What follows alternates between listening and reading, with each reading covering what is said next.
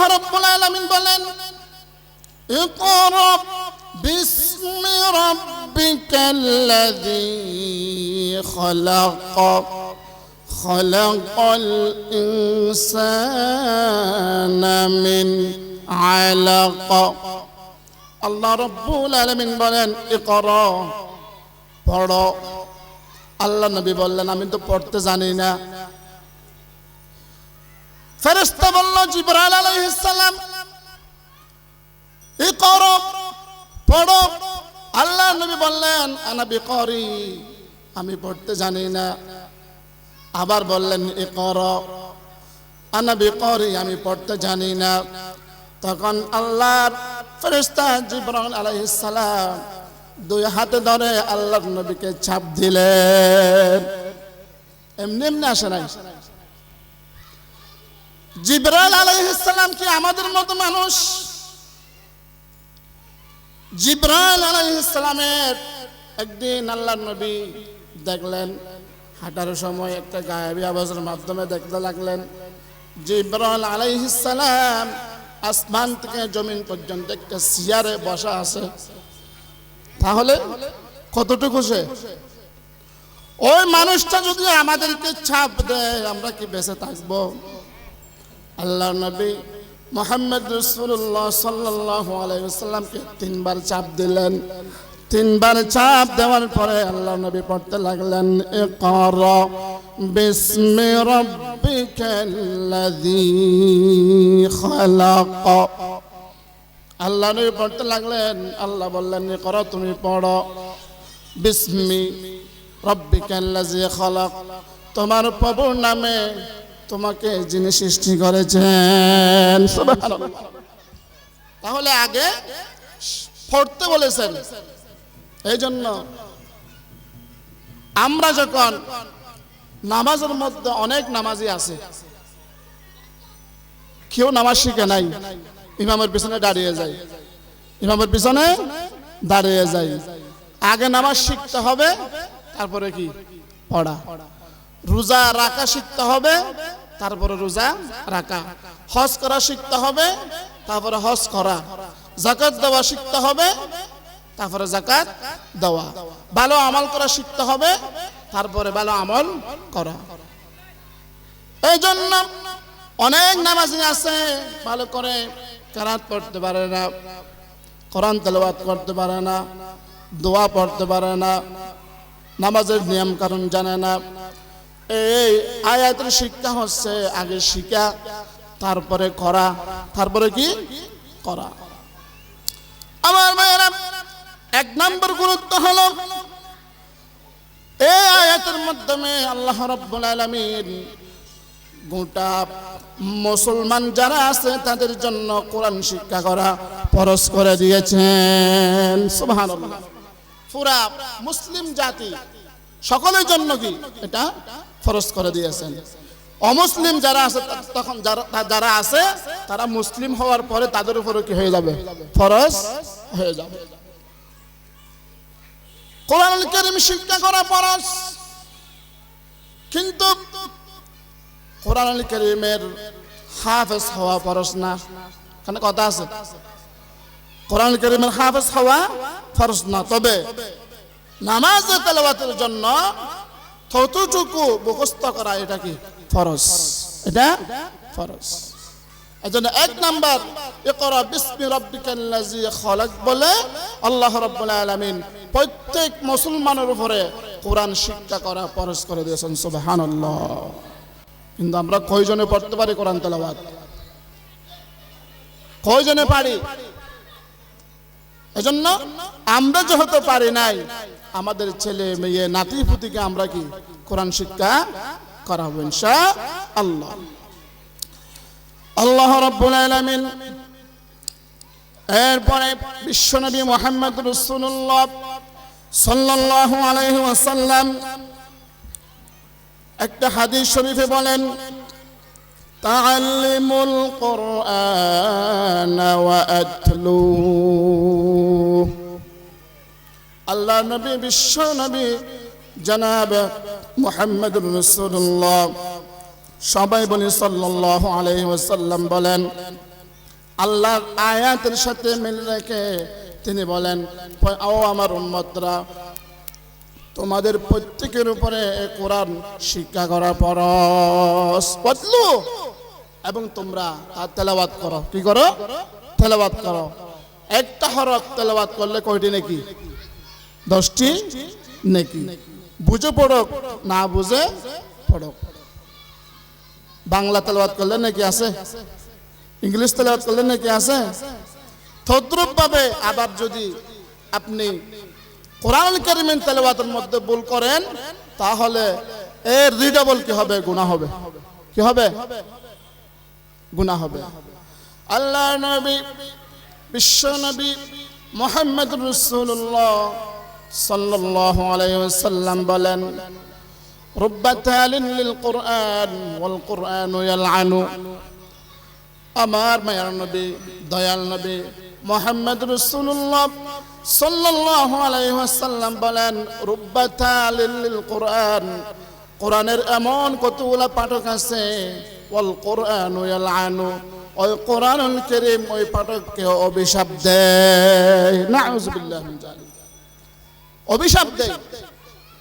তাহলে ইচ্ছা অনুযায়ী যেমনি তেমনি কোরআন তেলাওয়াত করা যাবে না, শিখা লাগবে। কি লাগবে?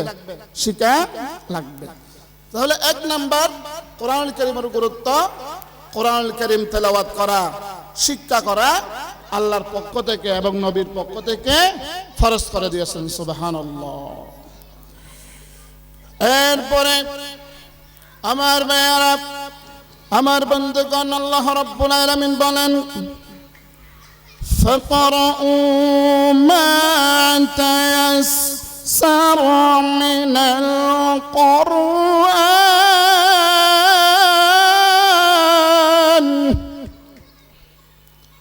আল্লাহ রাব্বুল আলামিন বলেন, কোরআন যখন তোমাদের শিক্ষা হয়ে যাবে, যখন শুদ্ধভাবে তোমরা তেলাওয়াত করতে পারবে, তখন তোমরা নামাজের জন্য, নামাজ আদায় করার জন্য যেখান থেকে সহজ তোমরা মুখস্থ করে নাও, এবং যেখান থেকে সহজ তোমরা নামাজে তেলাওয়াত করো। সুবহানাল্লাহ। তাহলে নামাজের তেলাওয়াতের কথা কিন্তু আগে বলে না, ভালো করে বুঝতে হবে। মানুষ কমে কানে সমস্যা নাই, আলোচনা গুরুত্বপূর্ণ, আলোচনা গুরুত্বপূর্ণ। শিক্ষা যখন হয়ে যাবে, তুমি কোরআন তেলাওয়াত করতে পারো, তখন তোমার উপর কি? নামাজে পরিমাণ মতো তেলাওয়াত করার জন্য তোমার উপর ফরজ। আমরা আছি শুধু সূরা ফাতিহা থেকে ফিল পর্যন্ত পারলে শেষ। সূরা ফাতিহা থেকে ফিল পর্যন্ত পারলে কি শেষ। যার যতটুকু সম্ভব ততটুকু মুখস্থ করতে হবে। আল্লাহ পাক আমাদেরকে তৌফিক দান করুন। এখন আপনি নামাজ পড়তেছেন, আপনার কোরআন তেলাওয়াত শুদ্ধ নাই। নামাজের অন্যতম একটা ফরজ হচ্ছে কি? কোরআন তেলাওয়াত করা, নামাজে কেরাত পড়া। এই কেরাত যদি শুদ্ধ না হয়, আপনার নামাজ হবে না। এমনি লোক দেখানো হবে। শাশুড় বলবে আমার জামাই নামাজি, বউ বলবে আমার জামাই নামাজি, সমাজের মানুষ বলবে অমুক তমুক খুব ভালো নামাজ দোয়া পড়ে, নামাজ দোয়া পড়ে, কিন্তু আল্লাহর দরবারে কবুল হবে না। কোরআনুল কারীমে 2 ধরনের ভুল আছে। কয় ধরনের? কোরআন তেলাওয়াতের মধ্যে 2 ধরনের ভুল হয়। কয় ধরনের? 2 ধরনের। একটা হচ্ছে লাহানে জলি, আর একটা হচ্ছে কি লাহানে খফি। বড় ধরনের ভুল, ছোট ধরনের ভুল। বড় ভুল যদি হয়, আপনার নামাজ ভেঙে যাবে, নাউযুবিল্লাহ।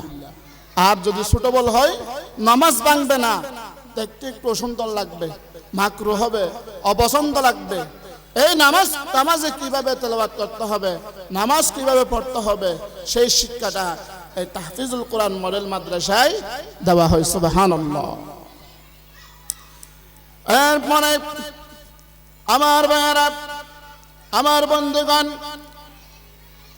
বিশ্বনবী জনাব মুহাম্মদুর রাসূলুল্লাহ সাল্লাল্লাহু আলাইহি ওয়াসাল্লাম বলেন, লা সালাতা লিমান লাম ইয়াকরা বিফাতিহাতিল কিতাব। আল্লাহর নবীর এই হাদিসের মাধ্যমে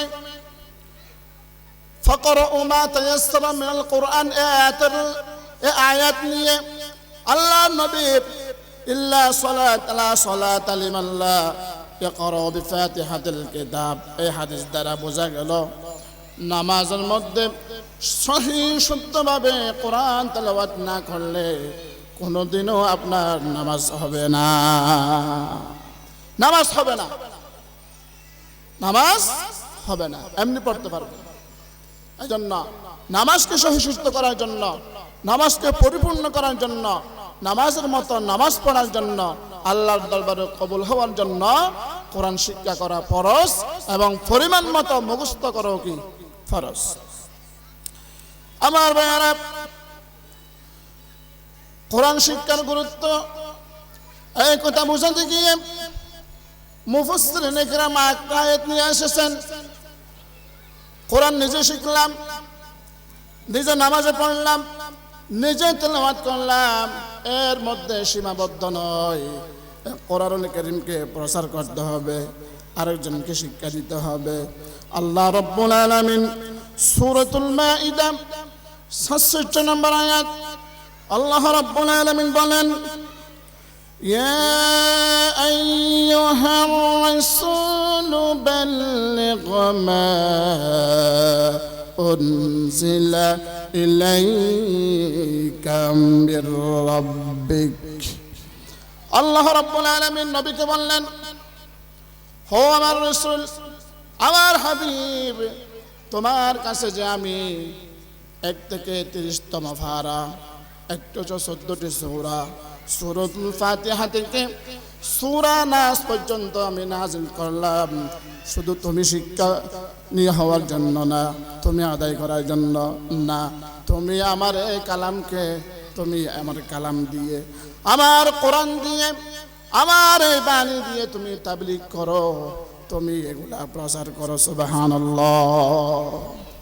আল্লাহ নবীকে সরাসরি শিক্ষা দিলেন, তুমি আমার এই কোরআন দিয়ে কি করো, তাবলীগ করো, ফজাইলে আমল দিয়ে না। কথা কি বুঝতেছেন? ফজাইলে আমল দিয়ে না, কি দিয়ে তাবলীগ করো? কোরআন দিয়ে কি করো? তাবলীগ করো। যদি কোরআন দিয়ে তুমি তাবলীগ না করো, ওয়া ইল্লাম তাফআল ফামা বাল্লাগতা রিসালাতা, তোমাকে যে আমি, কারণ আমি দুনিয়াতে পাঠিয়েছি, সেই পাঠানো সেই উদ্দেশ্য পূরণ হবে না। সুবহানাল্লাহ। এই জন্য তুমি কি দিয়ে তাবলীগ করো? কোরআন দিয়ে তাবলীগ করো। আল্লাহর নবীকে কথা বলে আমাদেরকে শিক্ষা দিয়েছেন, আমরা তাবলীগ করব কোরআন দিয়ে। কোরআনে কোনো সমাধান না পেলে তখন যাব হাদিসে, তখন যাব কি হাদিসে, হাদিসে কোনো সমাধান না পেলে তখন যাব আমরা ইজমাতে, ইজমাতে কোনো সমাধান না পেলে তারপর যাব কিয়াসে। এই 4টা উসুল শরীয়তের, কয়টা? কোরআন, হাদিস, ইজমা, কিয়াস। তারপরও না পেলে ফজল আমলে যাব। তারপরে কোথায় যাব?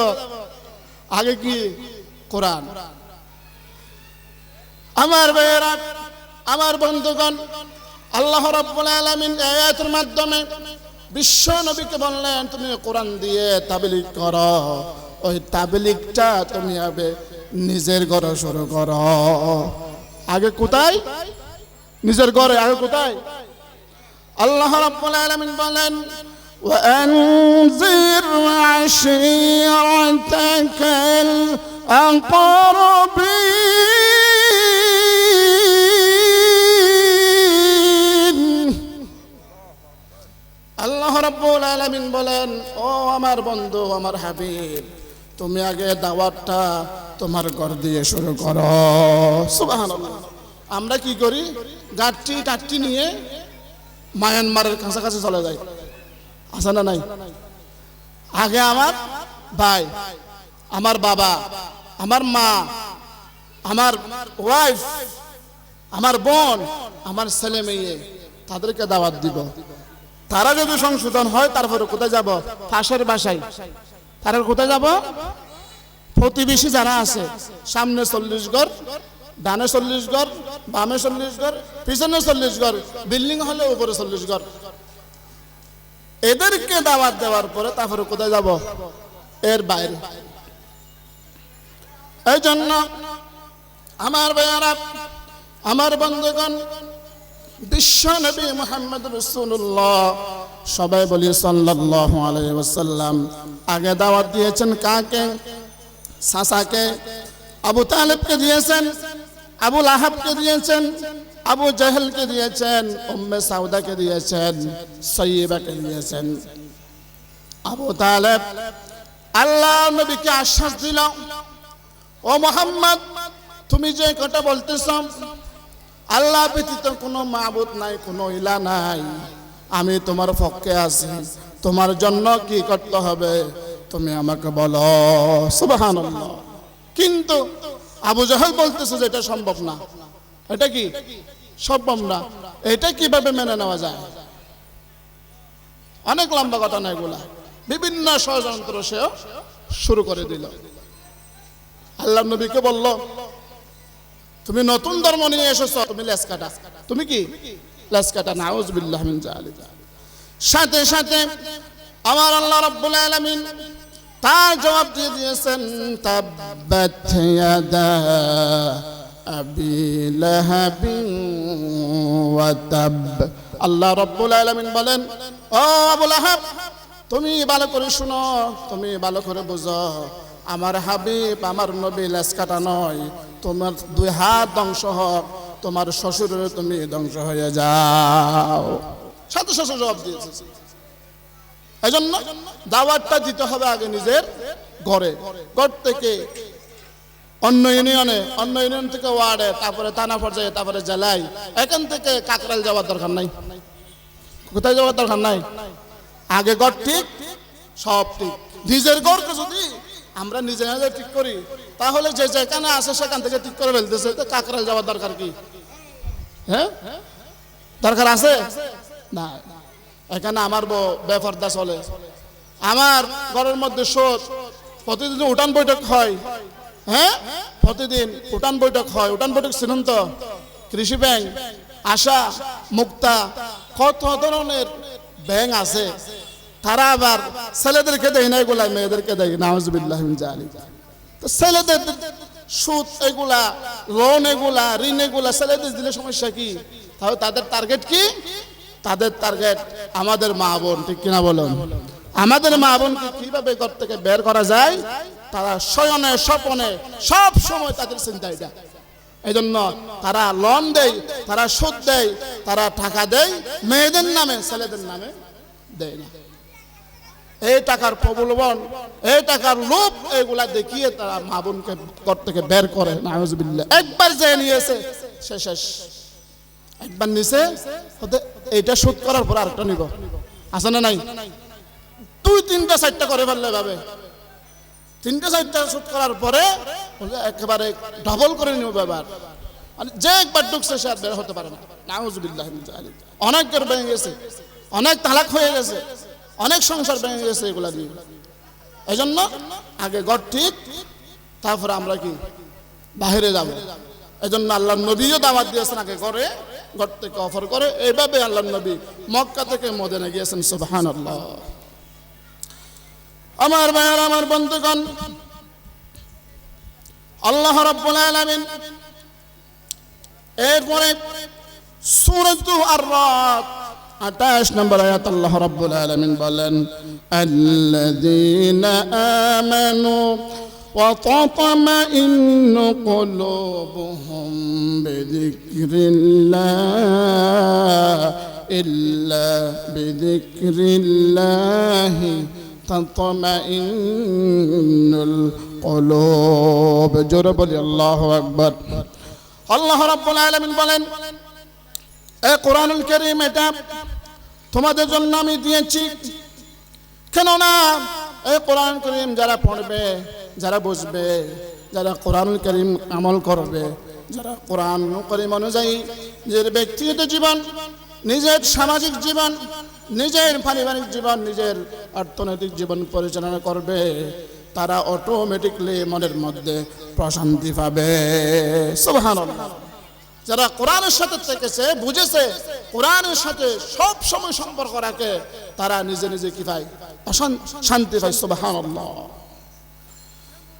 আল্লাহ রাব্বুল আলামিন বলেন সূরা আনফাল 2 নম্বর আয়াত, কয় নম্বর আয়াত? إنما المؤمنون الذين إذا ذكر الله وجلت قلوبهم وإذا تليت عليهم آياته زادتهم إيمانا وعلى ربهم يتوكلون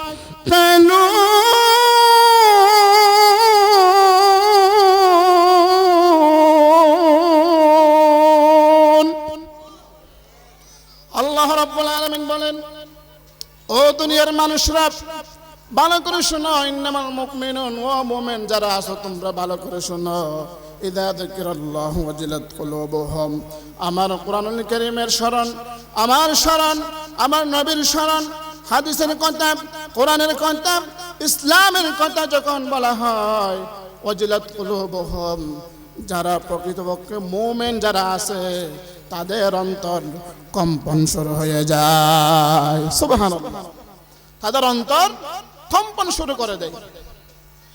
এই আয়াতের তাফসীরে আল্লামা সানাউল্লাহ ফানিফাতি রাহমাতুল্লাহি আলাইহি এই ওজিলাত শব্দের অর্থ তিনটা অর্থ করেছেন, তিনটা ব্যাখ্যা করেছেন। কয়টা অর্থ? তিনটা অর্থ। আল্লাহর কথা শুনলে, কোরআনের কথা শুনলে, হাদিসের কথা শুনলে, নবী রাসূলের কথা শুনলে, আপনার ইসলামের কথা শুনলে প্রকৃত মুমিন যারা আছে তাদের অন্তর কম্পন শুরু হয়ে যায়। এক নম্বর অর্থ এটা। সমাজে যদি ওরকম মানুষ না থাকে, দুই নম্বর অর্থ করেছেন ওজিলাত শব্দের অর্থ, কারো অন্তর যদি কম্পন শুরু না করে তাহলে অন্তত তার শরীরের লোম যেগুলো আছে এগুলা কাঁড়া হয়ে যায়। সুবহানাল্লাহ, অন্তর কম্পন করে না কিন্তু তার শরীরের লোমগুলি কি হয়ে যায়? কাঁড়া হয়ে যায়। সুবহানাল্লাহ, লোম মানে কেশ। আমার ভাইয়ারা তাফসীরে বলেছেন অন্তর প্রকম্পন হয় নাই, শরীরের লোম কাঁড়া হয় নাই, অন্তত তিন নম্বর অর্থ করেছেন অন্তর কম্পন করে নাই, শরীরের লোম কাঁড়া হয় নাই, অন্তত কোরআনুল কারীমের আল্লাহর নবী রাসূলের হাদিস শরীফের কথা যদি শুনে অটোমেটিকলি অন্তরের মধ্যে প্রশান্তি চলে আসে। সুবহানাল্লাহ, এই তিনটা ক্যাটাগরি মুমিনের। কয়টা ক্যাটাগরি? তিনটা। এই ক্যাটাগরির মধ্যে যদি আমরা না পড়ি তাহলে আমরা মুমিন নয়। আমাদের তো সবার ভালো লাগে কোরআন, ভালো লাগে না? হাদিস ভালো লাগে না? ভালো কথা ভালো লাগে না? নবী রাসূলের কথা সব ভালো লাগে বিদায় আজকে 17 বছর পরে আমরা মুক্ত হয়েছে, ঠিক কিনা বলো? এই 17 বছর পর্যন্ত আমরা স্টেজে যখন থেকে আমি আলোচনা করি, আমার বয়স তো কম বেশি না, 35। কত? 35। 16 থেকে আমি আলোচনা করি। স্টেজে উঠলে এখান থেকে একজন আসবে, এখান থেকে আসবে, হুজুর আপনি শুধু কবরের নিচ থেকে জাহান্নাম পর্যন্ত এগুলা বলিয়েন, দুনিয়ার যেগুলো আছে জমিনের উপর থেকে আসমান পর্যন্ত এগুলো আমরা দেখব। অনেক খান কষাকষি, খান পোষাপষি, আমরা ভালো করে আল্লাহর কোরআনের কথা বলতে পারি না। এখন মন খুলে বলবো, ঠিক কিনা বলুন? আমার ভাইয়ারা, আমার বন্ধুগণ, এরপর আল্লাহ রাব্বুল আলামিন বলেন, وَإِذَا تُلِيَتْ عَلَيْهِمْ آيَاتُهُ زَادَتْهُمْ إِيمَانًا وَعَلَى رَبِّهِمْ يَتَوَكَّلُونَ। আল্লাহ রাব্বুল আলামিন বলেন, যারা এই তিনটা ক্যাটাগরিতে থাকবে, আল্লাহ রাব্বুল আলামিন এরপরে বলেন ওই তিন ক্যাটাগরি মানুষের সামনে আয়াতুহু, আল্লাহর নিদর্শন, সূরাতুল ফাতিহা থেকে সূরা নাস পর্যন্ত 6666 আয়াত, 6666 আয়াত, যে আয়াত হোক না কেন তার সামনে যদি তেলাওয়াত করা হয় তার ঈমানটা আস্তে আস্তে বেড়ে যায়। সুবহানাল্লাহ। সেটা সুদের আয়াত হোক, সেটা ঘুষের আয়াত হোক, সেটা জানার আয়াত হোক, সেটা দুর্নীতির আয়াত হোক, যে আয়াত তেলাওয়াত করবে কিনা, যে আয়াতের ব্যাখ্যা করবে কিনা, যে আয়াতের অনুবাদ করবে কিনা, সব আয়াত তার ভালো লাগবে। সুবহানাল্লাহ। এই জন্য বলেছি, সমাজের মধ্যে অনেক মানুষ আছে নামাজ পড়ে, রোজা রাখে, হজ করে, যাকাত দেয়, ভালো কাজ করে, কিন্তু সুদ খায়, আছে না নাই? সব কিছু করে কিন্তু ঘুষ খায়, সব কিছু ঠিক আছে কিন্তু জেনা করে, আছে না নাই? তার সামনে যদি কোরআনের কথা বলেন, নামাজের কথা ভালো লাগবে, রোজার কথা ভালো লাগবে, যাকাতের কথা ভালো লাগবে, ভালো কাজের কথা ভালো লাগবে। যে জানাকর, তার সামনে যদি আপনি সূরা নূরের 2 নম্বর আয়াত তেলাওয়াত করেন, ও বাজি বা তোজন্য কিন্তু বেগিনার গাত ফরের, আছে না নাই? আপনি যদি সুদখোরের সামনে আহাল্লাহুল বাই'a ওয়া হারামার রিবা তেলাওয়াত করেন, সে বললে এটা আমার বিপক্ষে, ওই হুজুর তোমার বিপক্ষে না, আস্তাগফিরুল্লাহ, তুমি আল্লাহর বিপক্ষে কথা বললে। এই আয়াতগুলি কার? আল্লাহর। সব কিছু ঠিক আছে, সে কিন্তু সুদ খায়, ঘুষ খায়, তার সামনে যদি সে ঘুষের কথার আয়াতটা যদি তেলাওয়াত করে, তার ভালো লাগে না। কিন্তু ওয়াজিলাত কুলুবুহুম, এই 3টা ক্যাটাগরির ভিতরে যদি কেউ পড়ে, তার কিন্তু সমস্ত আয়াত সবগুলি ভালো লাগবে। সুবহানাল্লাহ। আল্লাহ রাব্বুল আলামিন বলেন, আফাতুমিনুনা বিবাদিল কিতাবি ওয়া তাকফুরুনা বিবাদ। আল্লাহ রাব্বুল আলামিন বলেন, আমি ওরকম মুসলমান চাই না, আমি ওরকম ইমানদার চাই না। আমার আয়াত থেকে কিছু অংশ ভালো লাগবে তোমার, কিছু অংশ ভালো লাগবে না, এরকম আরগ জারগ ইমানদার আমি চাই না। কিছু অংশ তোমার ভালো লাগবে, কিছু অংশ তোমার ভালো লাগবে না, এরকম মুমিন আমি চাই না। এরকম মুমিনকে আমি জান্নাতে জায়গা দিব না। নাউযুবিল্লাহি মিন যালিক। তোমার জায়গা হবে জাহান্নাম।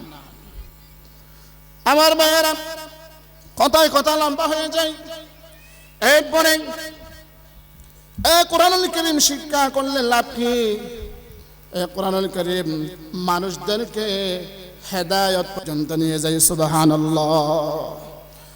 আল্লাহ রাব্বুল আলামিন বলেন, কিতাবুন আনজালনাহু ইলাইকা লিতুখরিজান নাসা মিনায-যুলুমাতি ইলান নূর।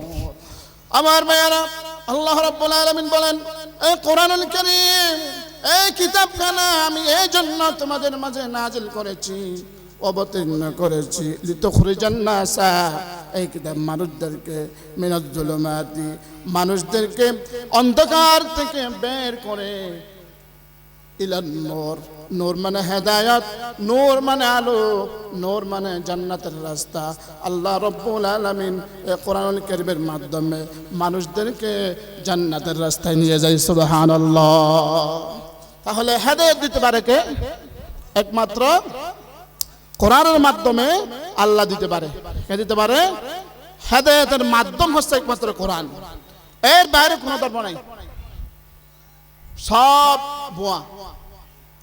অন্য অন্য ধর্ম যেগুলো আছে, এগুলো আসলে ধর্ম না, ওরা সব কি মানব প্রসিত। মানব প্রসিত কোন ধর্ম হতে পারে? মানুষের বানানো কোন ধর্ম হতে পারে? একমাত্র ধর্ম হচ্ছে আল্লাহর মনোনীত ধর্ম, কোরআনুল কারীম।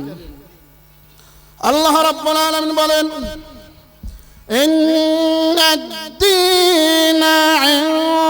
ইনদাল্লাহিল ইসলাম।